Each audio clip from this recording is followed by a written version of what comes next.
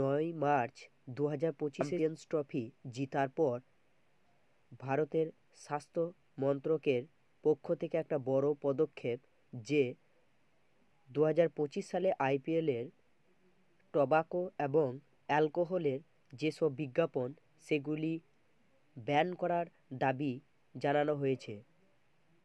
হ্যাঁ, আপনি ঠিকই শুনেছেন।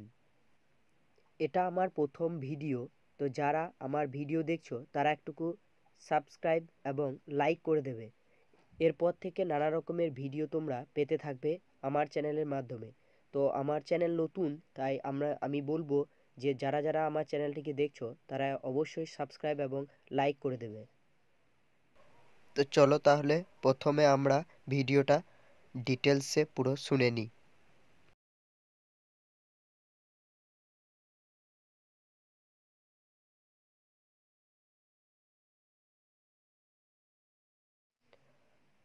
আইপিএলে সকল ধরনের তামাক ও অ্যালকোহলের বিজ্ঞাপন নিষিদ্ধ।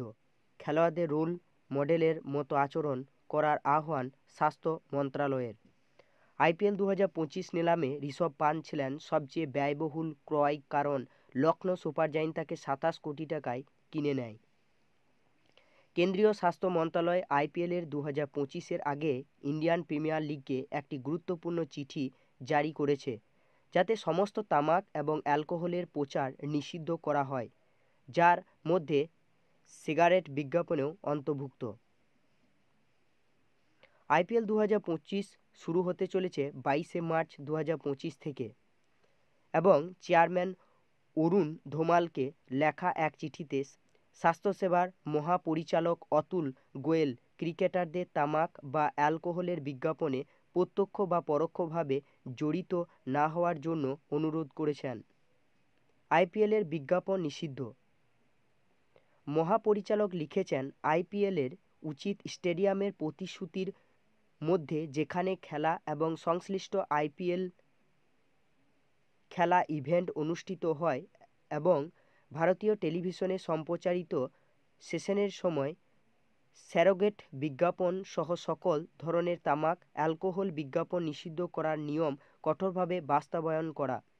সকল অনুমোদিত ইভেন্ট এবং ক্রীড়া সুবিধাগুলিকে তামাক ও অ্যালকোহল পণ্য বিক্রয়, এমন ক্রীড়াবিদদের ও ভাষ্যকর সহ প্রচার নিরুৎসাহিত করুন যারা প্রত্যক্ষ বা পরোক্ষভাবে অ্যালকোহল বা তামাকের সাথে সম্পর্কিত পণ্যগুলিকে সমর্থন করেন।